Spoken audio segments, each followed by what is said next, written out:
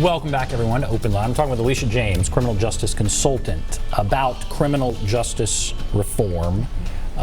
Several more topics I want to cover. We'll go quickly here to the phones. Let's go to Evan. Hello, Evan? Yes. The problem with our criminal justice system is that it takes too long to get justice. When you're arrested and set aside, it takes 5 to 7 days to get bound over. You're not indicted for 4 months. Then it comes to a trial. We need to reform the system to say you can't be held longer than your charge warrants in the first place. If I'm charged with a Class C misdemeanor and I have a choice of a 10-day plea bargain, I'm probably going to choose that instead of plead not guilty until proven, plead innocent until proven guilty, stick it out for 4 months, during which time I lose my job, I lose my apartment. The homeless can't post bail, surveillance jail. We're using jail as a homeless shelter. We should be tried within 10 days. We all missed the days of night court with Sally Anderson, where you were tried within 24 hours in your street clothes and you got $50 in time served. We need to reinstate a quick and speedy trial for minor offenses. We need more citations and less arrests so we can mount a more successful defense on the outside and not be cut off from our resources. Evan, all right, well, thank you. There's a lot there. Yeah. What do you think about what he's saying there? Yeah, I definitely think, as I mentioned earlier, the importance of connecting people back to the things that we all need, jobs, housing, what have you. And so when you have a system that is bogged down or it has you have so much red tape, obviously it does cause those frustrations. One of the things that we were talking about on break was about the judges and the role that the judges and the DAs play. I think definitely for judges in our state, and I think we have some wonderful judges. I think there are some that are very pro criminal justice reform and will utilize things like day reporting centers and other diversion programs from the incarceration setting, but there are some who are more traditional. And so we have to think through kind of, even when elections come up, the importance of our voice being heard there. The caller earlier talked about voting. Voting is just not important at the presidential election.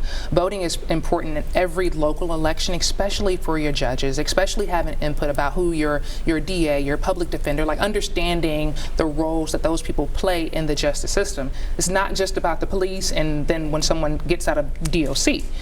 There are so many different steps that take place in between there, and I think it would behoove us as citizens to understand that process. And then, of course, to look at, for government to look at how can we streamline the process once somebody becomes justice involved, to give them necessary programs and also get them back to where, if it's an incarcerated setting, get them to an incarcerated setting, get them programs, or if it's back to release to society, get them a PO or what have you, whatever, ankle monitor, what have you, in the community for them to get back to work and then not become tax consumers, right? They become tax contributors. Right. Where do you think we're going to be in 10 years? We're at a place now, I guess we could go one way or another. Where do you think we're going to be in 10 years? And kind of what's at stake when you're talking about this for 10 years into the future? So I would hope, it would be my hope and my professional opinion that I believe that we will see a reduction in prison populations. Criminal justice reform is one topic that is truly bipartisan, nonpartisan. You see Democrats and Republicans both agreeing, maybe for different reasons, different rationales, but both agreeing that we have to reduce the prison population, that we have to think smartly about the funds that we're spending. If we don't, it will continue to have detrimental effect for generations to come. And are we willing to bear that burden financially and socially? And I think when you have both parties coming together saying that, okay, this is one thing we can all agree on, I think we will truly see that progress. So that is encouraging. So that means you're encouraged. I am. You think, and there has been some movement, and that's a good point. I mean, it is, Republicans and Democrats have said we need to make some changes here. Right. So you think in 10 years, hopefully fewer people in prison. And then some of the things Evan was just talking about, streamlining the system. People are maybe pleading guilty because they want to move things along. They don't want to be incarcerated and lose their jobs, so they plead guilty to a smaller thing.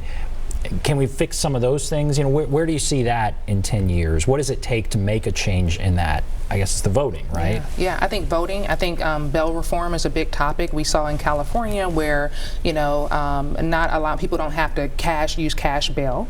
I think different reforms at different parts of the system will lead us there.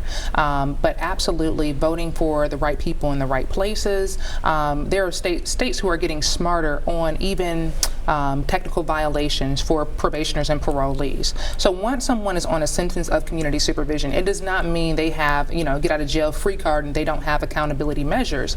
What can happen is a person may have a violation, they go back before the court, and there again, it lengthens their time involved with the court system.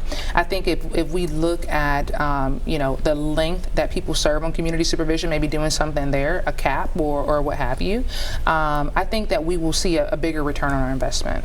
And how is Tennessee doing? When you compare Tennessee to other states, where do you think we are, and how optimistic are you for where we'll be in 10 years here in our state? Yeah, I think Tennessee is doing very well. I think we are blessed to have strong leadership who are people who are innovative and passionate about this topic. I think we're very blessed to have Governor Lee, of course, as leading our state, because he is so passionate about this topic, about education, about several different topics that impact everyday Tennesseans.